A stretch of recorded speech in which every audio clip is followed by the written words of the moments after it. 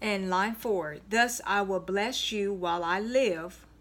I will lift up my hands in your name.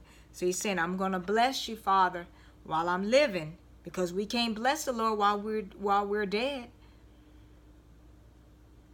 And I will lift up my hands in your name. My soul shall be satisfied as with marrow. That means as with fat. And the fatness also means abundance. So with fat and abundance, that his heart is going to be satisfied. And my mouth shall praise you with joyful lips. And so remember, deliverance is in the praise. And no matter what we're going through with, we need to praise God. Let's move into line 6, starting our next stanza. When I remember you on my bed, I meditate on you in the night watches, because you have been my help. Therefore, in the shadow of your wings, I will rejoice. My soul follows close behind you. Your right hand upholds me. And so he's saying here that when he remembers God on his bed. Remember when we read earlier in book 1 about how he stays on his bed and he meditates over and over. And so when I remember you on my bed, I meditate on you, on God, in the night watches, because you have been my help. Therefore, in the shadow of your wings, I will rejoice. So the physical wings of God aren't there. And we talked about this before. It's just a shadow of it.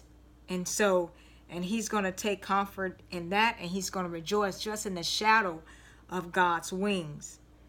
And in line 8, my soul follows close behind you. Your right hand upholds me. So God's right hand is going to uphold him.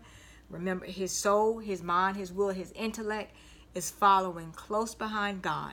And when we can follow close behind God, we don't have to worry about detouring or getting off the wrong way. Let's move into line 9. But those who seek my life to destroy it shall go into the lower parts of the earth.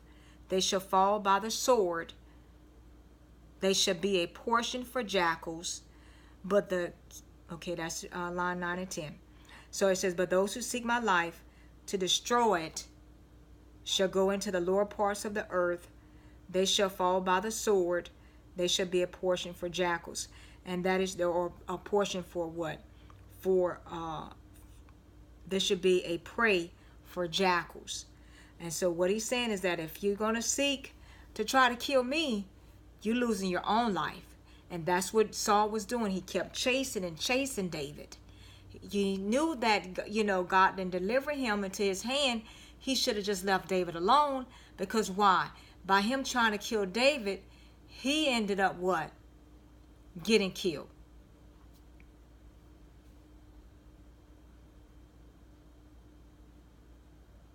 And so, but those who seek my life destroyed shall go into the lower parts of the earth. And that's what happened to Saul. They shall fall by the sword. And what did Saul do? He fell by the sword. On his own sword. And they shall be a portion, they shall be a prey for jackals. And he sure was. He really was. And let's move into our last stanza. Line 11. But the king shall rejoice in God. Everyone who swears by him, by God, shall glory. But the mouth of those who speak lies shall be stopped. So it's saying, but the king shall rejoice in God. And we can rejoice in God. Everyone who swears by him shall glory. Now that sends us to Deuteronomy 6:13. That says, you shall fear the Lord your God and serve him, and shall take oaths in his name. So you shall fear the Lord your God and serve him, and shall take oaths in his name.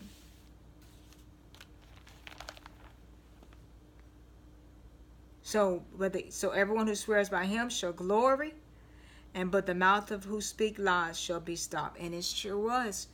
All those lies and everything that was told on David and everything, people they were stopped. And they were stopped until they got what? Popped. And popped with what? Those in their lives. And so with that, that's Psalm 63, thirst for God. Our body knows when we need God, and so it's going to cry out for God and for God to quench our thirst. Remember, Jesus said, those who thirst and hunger for righteousness, they're going to be filled. And so with that, that's Psalm 63. So I can end by saying, keep the faith, keep the focus, stay on the Lord's side. It's the best side you could be on. And Lord's willing, we'll be in Psalm 64 next time. I love you, and God bless you.